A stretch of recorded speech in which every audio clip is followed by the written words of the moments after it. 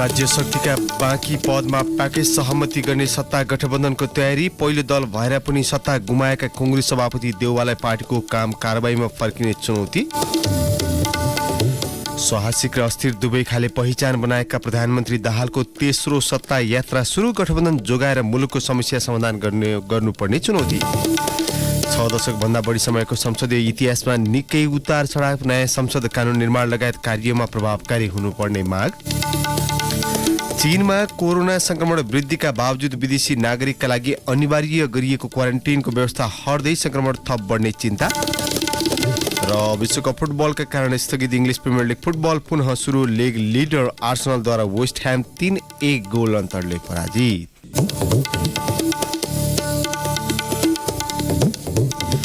नमस्कार, कान्तिपुर डायरीका साथमा साथी रमेश र म अनिल। समाचार अब विस्तारमा। माओवादी अध्यक्ष पुष्पकमल दाहालको नेतृत्वमा हिजो 8 सदस्यीय मन्त्री परिषद गठन गरेका सत्तारूढ दलहरूले राज्य शक्तिका बाँकी पद प्याकेज सहमति मार्फत बाँडफाँड गर्ने भएका छन्। शपथ लिइसकेका 4 मन्त्रीका लागि मन्त्रालय तोकिनै बाँकी छ। मन्त्री परिषदमा कुन दलबाट कति र कुन कुन मन्त्रालयमा प्रतिनिधित्व रहने भन्नेमा पनि सहमति भइसकेको छैन। राष्ट्रपति र सभामुखमा मोटामोटी समझदारी बने पनि संघ र प्रदेश तहका अन्य पदमा एकमुष्ट बाँडफाँड गर्ने तयारी भइरहेको नेताहरूले बताएका छन्।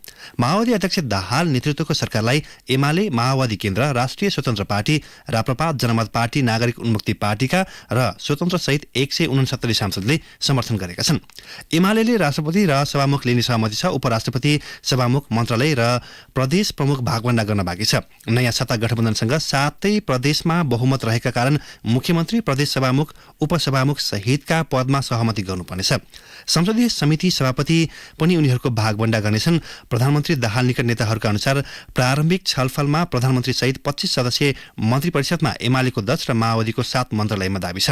राष्ट्रिय स्वतन्त्र पार्टी र जसपाले 3 तथा जनमत पार्टीले 2 मन्त्रालयमा दाबी गरेका छन्। सरकारमा सहभागी हुने अवस्थामा आफूलाई 3 मन्त्रालय चाहिने राप्रपाको शर्त छ। नागरिक उन्मुक्ति पार्टीले सरकारमा जाँदा 2 मन्त्रालयमा दाबी गर्ने जनाउ दिएको छ। दाहाललाई प्रधानमन्त्रीमा समर्थन गरेको जसपाले सरकारमा जाने नजाने निर्णय गरिसकेको छैन।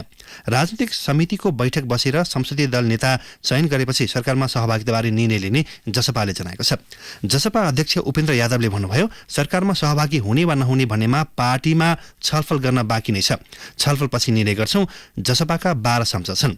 14 सांसद रहेको राप्रपाले पहिला सरकारमा काम हेर्ने र जनताप्रति उत्तरदायी भएर काम गरेको देखि मात्र सरकारमा जाने निर्णय गरेको छ। देशलाई निकास दिनका लागि सरकार बनाउन राप्रपाले समर्थन गरेको अध्यक्ष राजेन्द्र लिङदेनले बताउनुभयो।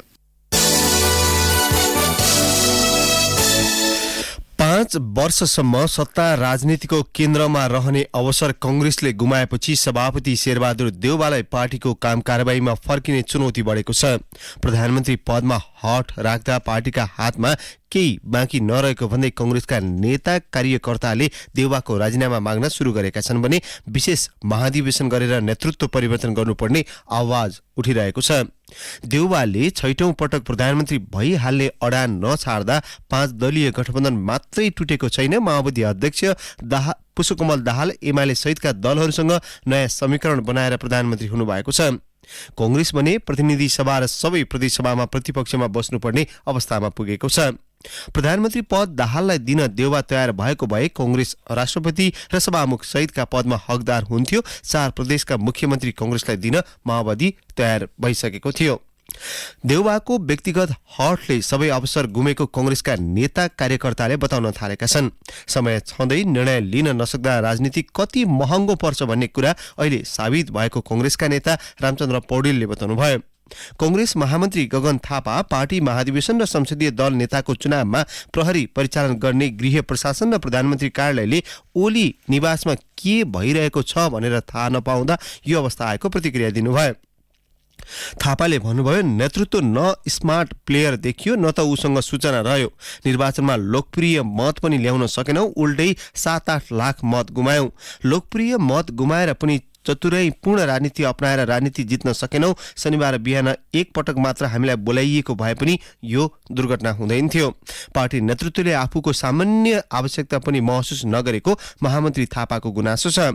अर्का नेता चन्द्र भण्डारीले नेतृत्व वरिपरिको समूहको स्वार्थका कारण पछिल्लो परिणाम निस्किएको बताउनुभयो।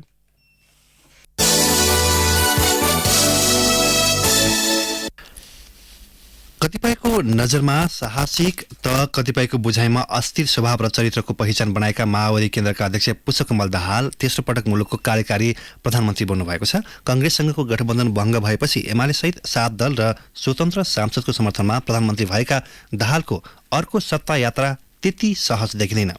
एक रिपोर्ट। सोमबार अपराह्न शीतल निवासमा राष्ट्रपति विद्या भण्डारीबाट शपथ ग्रहण गरेपछि माओवादी केन्द्रका अध्यक्ष दाहालले प्रधानमन्त्रीमा ह्याट्रिक गरेका हुन्। यसअघि दाहाल 9 महिना गरी 2 पटक प्रधानमन्त्री भएका थिए। उनको राजनीतिक यात्रा निकै रोमाञ्चक र उतार चढावयुक्त देखिन्छ।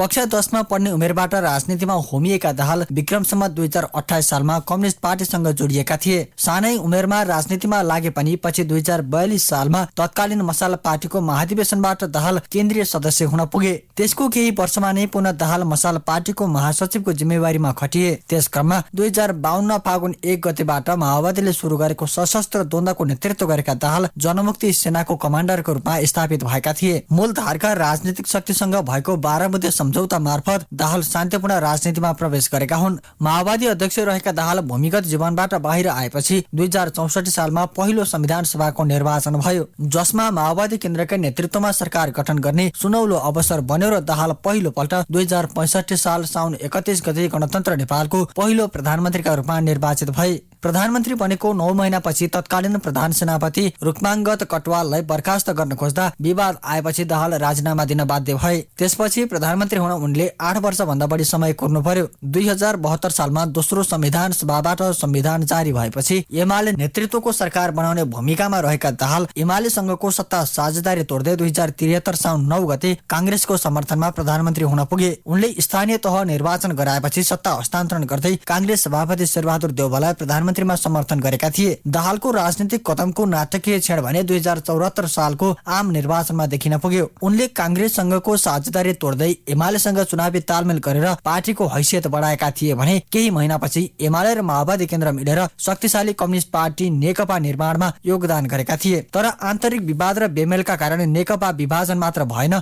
एमाले समेत विभाजित भएपछि कांग्रेस सभापति देउवालाई समर्थन गर्दै नयाँ गठबन्धनको अगुवाई गर्न पुगे। 5 दलीय गठबन्धनको आडमा स्थानीय तह र आम निर्वाचनमा प्रतिस्पर्धा गरेर आफ्नो पार्टीको साख जोगाएका उनी दाहालले एमाले नेतृत्वसँगको असमझदारी र तिक्तता सम्बन्ध भुलेर तेस्रो पटक प्रधानमन्त्री हुन सफल भएका छन्। 7 दल र स्वतन्त्र गरी 169 सांसदको समर्थनमा बनेको सरकारको नेतृत्व गरेका दाहालले एमाले नेतृत्वसँग आलो पालो प्रधानमन्त्रीको साझेदारी गर्दै सत्ता यात्रा सुरु गरेका छन्। गठबन्धन दलको चित्त बुझाउँदै प्रधानमन्त्रीको जिम्मेवारी निरन्तरता दिनुपर्ने बाध्यता बीच दाहाल सामु चुनौतीको पहाड छन्। देशमा विद्यमान आर्थिक संकट र व्याप्त भ्रष्टाचारको अन्त्य तथा महँगी नियन्त्रण गर्नुपर्ने जस्ता जल्दाबल्दा समस्या समाधान गर्दै संविधान कार्यान्वयनका लागि ठोस पहल कदमी लिनुपर्ने अवस्था दाहाल सामु खडा छ। त्यस्तै शान्ति प्रक्रियामा थाँती रहेका विषय टुङ्गो लगाउँदै संक्रमणकालीन न्यायलाई तार्किक निष्कर्षमा पुर्याउनु दाहालको अर्को चुनौती हो। त्यसमाथि चुलिदो भू राजनीतिक दबाव र अन्तर्राष्ट्रिय सम्बन्धलाई सन्तुलित बनाउनु दाहालका लागि त्यति सहज देखिँदैन। रेडियो कान्तिपुरका लागि नवीन कोइराला। यसैबीच प्रधानमन्त्री पुष्पकमल दाहालले राहदानी र लाइसेन्स लिने क्रममा सर्वसाधारणले शास्ति खेपेको उल्लेख गर्दै लामा लाइन हटाउने बताउनु भएको छ। मन्त्री परिषदको पहिलो बैठकपछि सञ्चारकर्मीहरूसँग कुरा गर्दै प्रधानमन्त्री दाहालले राहदानी र लाइसेन्स लिने क्रममा देखिएको लामो लाइनलाई नियन्त्रण गर्न र हटाउने विषयमा काम गर्ने उल्लेख गर्नुभयो। उहाँले जनताको समस्या समाधान गर्न काम गर्ने बताउनुभयो। मन्त्री परिषदको पहिलो बैठक अघि दाहालले हिजो साँझ सिंहदरबारमा पद बहाली गर्नुभएको थियो। प्रधानमन्त्री दाहालले पदभार ग्रहण गर्दै सुशासन, सेवा प्रवाह र विकास निर्माणका काममा प्रभावकारिता अभिवृद्धि गर्न प्रधानमन्त्री तथा मन्त्री परिषद कार्यालयको सुदृढीकरण सम्बन्धी निर्णयमा हस्ताक्षर गर्नुभएको छ।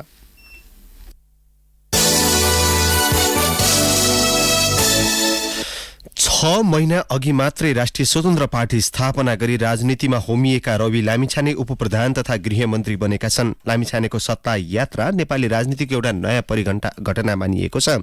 सञ्चारकर्मलाई पूर्ण विराम लगाउँदै गठन गरेको राष्ट्रिय स्वतन्त्र पार्टीले आम निर्वाचनमा अपेक्षा गरे भन्दा राम्रो प्रदर्शन गर्दै संघीय संसदमा प्रत्यक्ष र समानुपातिक गरी 20 सिटमा जित हासिल गरेपछि लामिछाने पार्टीको नेतृत्व गर्दै सरकारमा सामेल भएका छन्। एमाले अध्यक्ष केपी शर्मा ओलीले 2072 सालमा आफू पहिलो पटक प्रधानमन्त्री हुँदा सीधा कुरा प्रधानमन्त्रीसँग चलाउने अनुमति दिएपछि संचार कर्मको दोस्रो इनिङको विधिवत शुरूआत गरेका लामिछाने अन्तत 7 दलीय गठबन्धनको सरकारमा उप प्रधानमन्त्री सहित शक्तिशाली मन्त्रालयको नेतृत्वमा पुगेका छन्। आफूलाई महत्वाकांक्षी र छिटो निर्णय लिने व्यक्तिका रूपमा चिनाउने लामिछानेले तत्कालीन प्रधानमन्त्री ओलीलाई आफ्ना योजनाहरू सुनाउँदै सीधा कुरा प्रधानमन्त्रीसँग कार्यक्रम नेपाल टेलिभिजनबाट चलाउन राजी गराएका थिए। ओली राजी भएर कार्यक्रम प्रसारण हुन थालेपछि लामिछानेले 14 वर्षको अमेरिका बसाई छोड्ने निर्णय गरेका हुन्। संचारकर्मीका रूपमा काम गर्दै गर्दा अमेरिका पलायन भएर उतैको नागरिकता समेत लिएका लामिछानेले नेपाल आएर 62 घण्टा लगातार टक शो चलाएर विश्व कीर्तिमान राखेपछि केही चर्चा बटुलेका थिए। लामिछानेले आफ्नो अमेरिका बसाई निकै उत्पादनमूलक रहेको दावी गर्ने गरे पनि उनलाई नजिकबाट चिन्नेहरू भने पारिवारिक कलहसँगको आर्थिक उतार चढावले गर्दा अमेरिका छोड्नु लामिछानेका लागि हितकर रहेको देखेरै उनी नेपाल आएको बताउँछन्। ओली प्रधानमन्त्रीबाट हटेर पुष्पकमल दाहाल प्रधानमन्त्री भएसँगै उनको कार्यक्रम सीधा कुरा प्रधानमन्त्रीसँग नेपाल टेलिभिजनबाट बन्द भयो। नेपाल टेलिभिजनबाट विदा भएपछि उनले निजी क्षेत्रको टेलिभिजनमा सीधा कुरा जनतासँग भन्ने कार्यक्रम चलाउन शुरू गरे, जसले उनलाई चर्चाको शिखरमै पुर्यायो। उनको प्रस्तुति शैलीले वाहवाही बटुली रहेकै बेला 2076 श्रावण 20 गते पत्रकार शालिग्राम पुडासैनी मृत्यु प्रकरणमा उनी तानिए। पुडासैनी मृत्यु प्रकरणमा लामिछानेलाई प्रहरीले पक्राउ गरी आत्महत्या दुरुत्साहनको मुद्दा नै चलायो। यद्यपि सो मुद्दामा अदालतबाट लामिछानेले सफाई पाइसकेका छन्। आत्महत्या दुरुत्साहनको मुद्दा लागेर प्रहरी हिरासतमा पुग्नु उनका लागि भविष्यमा चितवनबाट आम निर्वाचनमा विजयी हुने आधार नै बन्यो। त्यसबखत लामिछानेले हिरासतमा रहँदा उनको समर्थनमा दिनहुँ जसो चितवनको सड़क अशान्त बनेको थियो। 11 दिन प्रहरी हिरासतमा बसेर धरौटीमा रिहा भएको भोलिपल्ट रविले नारायणी किनारमा आफूलाई समर्थन गर्नेहरूलाई धन्यवाद दिन कार्यक्रम राखे, जसमा हजारौं सहभागी भएका थिए। त्यसबेला नारायणी किनारमा उर्लिएको भीड़ले नै रविलाई एक प्रकारको छुट्टै ढाडस दियो। रविलाई नजिकबाट चिन्नेहरूका अनुसार त्यहाँ जम्मा भएको भीड़ले नै उनको मनमा कुनै दिन राजनीतिमा प्रवेश गर्न सकिन्छ भन्ने सोचलाई पनि अंकुरित गराइदिएको थियो। लामिछानेले 2077 साल फागुनमा नयाँ टेलिभिजन सञ्चालन गर्ने घोषणा गरे। सोही घोषणा पश्चात 2078 असोज 15 गतेदेखि विधिवत रूपमा टेलिभिजनले आफ्नो प्रसारण शुरू गर्यो। तर उनको नयाँ टेलिभिजन यात्रा त्यति सुखद भने रहेन। लामिछानेले गत अषाढमा सो टेलिभिजन छोडेर राजनीतिमा आउने घोषणा गरे। स्थानीय तहको निर्वाचनमा काठमाडौँ महानगरबाट बालेन्द्र शाह र धरान उपमहानगरबाट हर्क साम्पाङको उत्साहजनक जितले लामिछानेको मनमा केही वर्ष पहिले नारायणी किनारमा अंकुरित भएको राजनीतिज्ञ बन्ने सोचलाई मलजल गरिदियो। त्यसपछि उनले अषाढ 7 मा राष्ट्रिय स्वतन्त्र पार्टीको घोषणा गरे। परम्परागत पार्टीहरूको विकल्पमा काम गर्ने भन्दै राजनीतिमा होमिएका लामिछानेले अन्ततः विभिन्न अड्कलबाजी बीच चितवन 2 बाट उम्मेद्वारी दिए। निर्वाचनको केही दिन अघि लामिछानेको नेपाली नागरिकताको वैधतामाथि विवाद भए पनि त्यो विवादले उनको राजनीतिक यात्रालाई धक्का दिन सकेन, बरु थप बल पुर्यायो। त्यससँगै उनको राहदानी बारे पनि विवाद सतहमा आयो। उनको नागरिकता विवाद सर्वोच्च अदालतमा विचाराधीन रहेकै बेला उनी भने उपप्रधान तथा गृह मन्त्रीका रूपमा शपथ लिँदै सरकारमा सामेल भएका छन्। पार्टी स्थापनाको 6 महिनामा नै सत्तामा पुग्नु रासोपाका लागि ऐतिहासिक उपलब्धि हो भने नेपाली राजनीतिको पनि नयाँ परिघटना। अब राष्ट्रिय स्वतन्त्र पार्टी पनि संसदीय राजनीतिमा नयाँ खेलाडीका रूपमा प्रकट भएको छ। संचार कर्ममा रहँदा नै विवादको भुमरीमा परेका रविको नेतृत्वमा रासोपाको संसदीय र सत्ता यात्रा कस्तो रहन्छ त्यो भने हेर्न बाँकी छ। कान्तिपुर डायरीमा अब ब्रेकको पालो। ब्रेकपछि कान्तिपुर डायरीमा अब कान्तिपुर सविस्तारको पालो। कान्तिपुर सविस्तार। नेपालमा 6 दशकभन्दा लामो संसदीय इतिहासले निकै उतार चढाव भोग्दै आएको छ। संसदलाई दलहरूले प्रभावकारी बनाउन नसक्दा जनप्रतिनिधिमूलक संस्थाको भूमिका कमजोर हुँदै गएको टिप्पणी भएका छन्। संसद छलेर फास्ट ट्र्याकमा कानून बनाउने, संसदीय गतिविधि पारदर्शी नबनाउने र गलत अभ्यास अँगाल्दै समितिको प्रभावकारिता नबढाउने जस्ता कार्यले संसदको मर्यादा उच्च हुन नसकेको बुझाइ धेरैको छ। त्यसैले नयाँ संविधान जारी भएपछिको दोस्रो आम निर्वाचनबाट निर्वाचित प्रतिनिधि सभाले कानून निर्माण लगायत कार्यलाई प्रभावकारी बनाउनु पर्ने सुझाव विज्ञहरूले दिएका छन्। 6 दशकको संसदीय अभ्यासमा निकै धेरै उतार चढाव पार गरेको संसदको अबको भूमिकाप्रति चासो धेरैको छ। संसदको पूर्ण कार्यकाल पूरा हुन नपाउँदै पटक पटक विघटन, सरकार परिवर्तनको नजिरले अत्तालिएका जनता पुरानै गल्ती नदोहोरियोस् भन्ने मनस्थितिमा छन्। संसदमा झण्डै 2/3 बलियो जनमत हुँदा समेत पूर्ण कार्यकालसम्म सरकार चल्न नसकेको इतिहास खोज्न धेरै पर जानु पर्दैन। मुलुकमा संघीयता लागू पश्चातको दोस्रो संसदको कार्यकाल पनि सुखद हुन सकेन।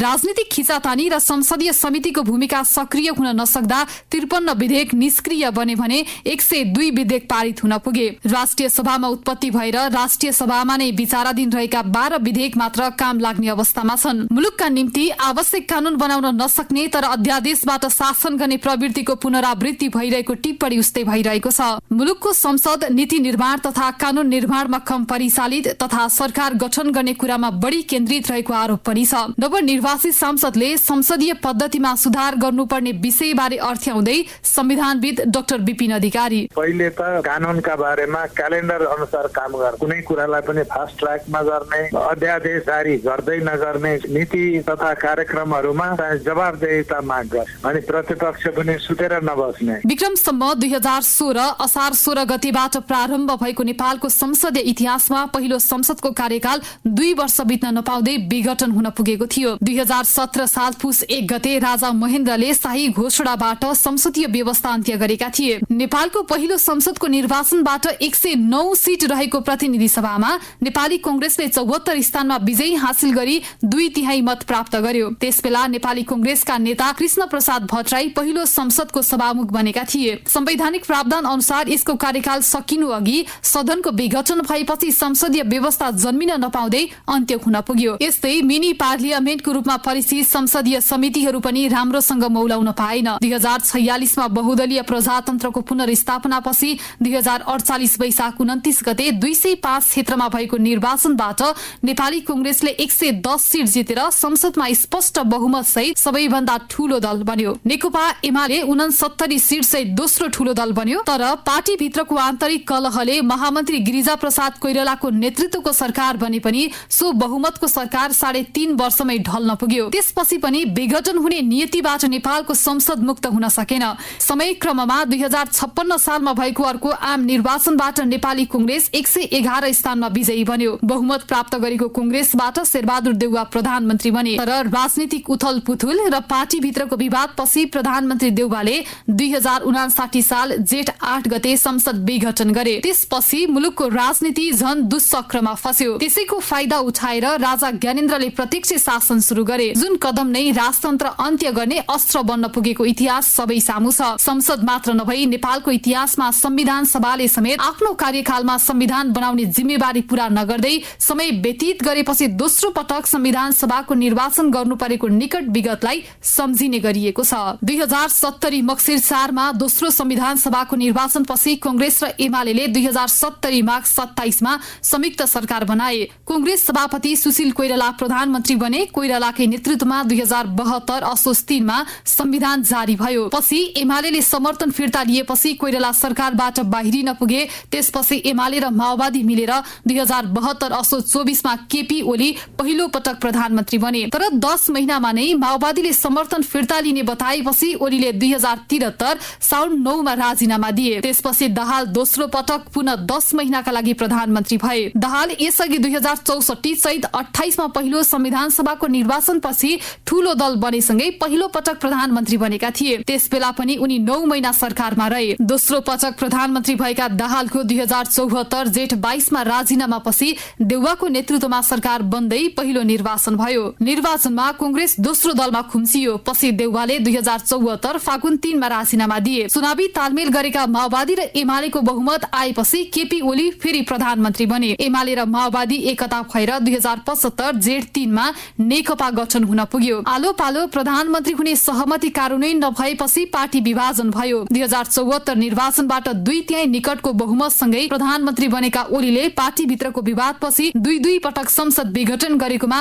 सर्वोच्च अदालतले उल्टाइदियो। पछि कांग्रेसको नेतृत्वमा 2078 असार अन्तिम साता देउवा पुनः प्रधानमन्त्री बने। हालै सम्पन्न निर्वाचनपछि कांग्रेस नेतृत्वको 5 दलीय गठबन्धन टुटाउँदै माओवादी अध्यक्ष दाहाल मुलुकको नयाँ प्रधानमन्त्री बन्नु भएको छ।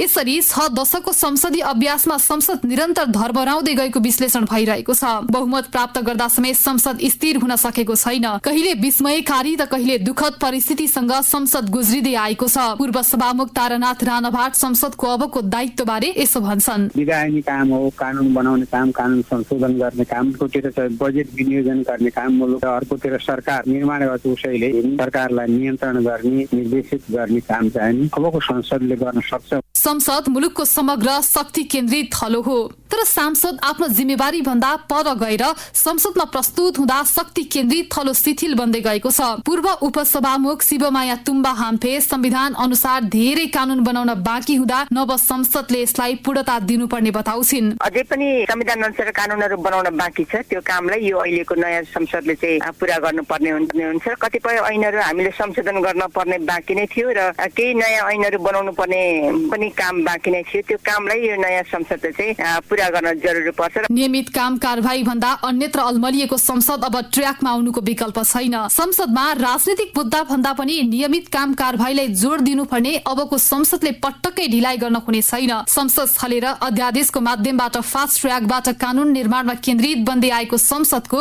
गलत कार्य दिशा अब सच्याइनुपर्छ। रेडियो कान्तिपुरका लागि तुलसी अर्याल। कान्तिपुर सविस्तार।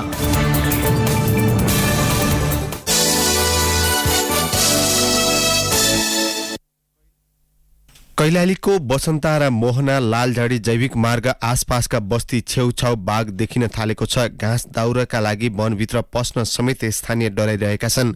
राति खोर र गोठभित्रका बाख्रा, बङ्गुर र गाई गोरु समेत खान लागेको स्थानीयले बताएका छन्। मोहना लालझाडी जैविक मार्गभित्र पर्ने गंगा जमुना सामुदायिक वनकी अध्यक्ष अस्तिनु चौधरीले दिउँसै बाघ देखिन थालेकाले स्थानीयलाई वनको छेउछाउ जान पनि डर लाग्न थालेको बताउनुभयो। राम जानकी बस्तीको अर्को बस्ती जाने मूल बाटो नै सामुदायिक वनको छेउ भएर जानुपर्छ। बसन्ता जंगल छेउका कैलाली 5 र 7 वडाका बासिन्दाले पनि एक सातादेखि बाघ बस्ती नजिक देखिन थालेको बताएका छन्। कान्तिपुर डायरीमा पुनः ब्रेकको पालो। ब्रेकपछि अब आर्थिक प्रसङ्ग। मुलुकको आर्थिक वृद्धि दरमा परनिर्भरता बाधक रहेको विज्ञहरूले औँल्याएका छन्। पोखरामा 10औं नेपाल लिटरेचर फेस्टिभलमा विज्ञहरूले अर्थतन्त्र बाहिरी क्षेत्रसँग सम्बन्धित भएकाले यसको संरचना लामो समय टिकाउन सकिने खालको नरहेको बताएका छन्। नेपाल राष्ट्र बैंकका गभर्नर महाप्रसाद अधिकारी, अर्थशास्त्री द्वय विश्वास गौचन र वर्षा श्रेष्ठसँग कृष्ण आचार्यले हिजो अर्थतन्त्रका सूचक र सङ्कट शीर्षकमा बहस चलाएका थिए। अब अन्तर्राष्ट्रिय प्रसङ्ग। चीनमा कोरोना संक्रमण वृद्धिका बावजुद विदेशी नागरिकका लागि अनिवार्य गरिएको क्वारेन्टाइनको व्यवस्था हट्ने भएको छ। आगामी वर्षको जनवरी 8बाट चीन पुग्ने विदेशी नागरिकका लागि क्वारेन्टाइन बस्नु नपर्ने भएको हो। चीन प्रवेश गर्ने विदेशी नागरिकका लागि 3 हप्ता अनिवार्य क्वारेन्टाइन गरिँदै आएकोमा यसलाई हाल 5 दिनमा झारिएको छ।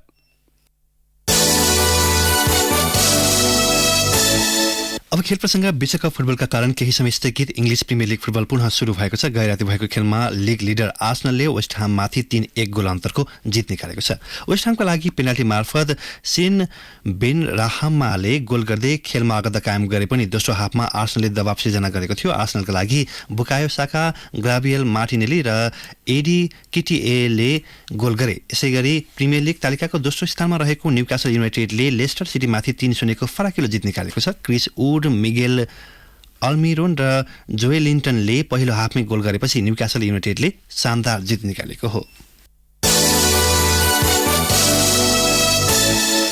अब मौसम सम्बन्धी जानकारी। मुलुकका पहाडी क्षेत्रमा आंशिक बदली रही अन्य स्थानमा मौसम सामान्यतया सफा रहने जल तथा मौसम विज्ञान विभागले जनाएको छ। प्रदेश 1 र गण्डकी प्रदेशका हिमाली भूभागका केही स्थानमा हल्का हिमपातको सम्भावना रहेको छ। काठमाडौँ उपत्यकाको न्यूनतम तापक्रम आज 3 डिग्री सेल्सियस मापन गरिएको छ। अधिकतम तापक्रम 17 डिग्रीसम्म पुग्न सक्ने अनुमान गरिएको छ। सूर्योदय केही बेर अघि 6:53 भयो भने सूर्यास्त भरे साँझ 5:17 हुनेछ। हवस् त प्रसङ्ग सहित कान्तिपुर डायरीको यो बुलेटिन अहिलेलाई यही सकिन्छ। साथी रमेश र म अनिल विदा माग्छौँ। नमस्कार।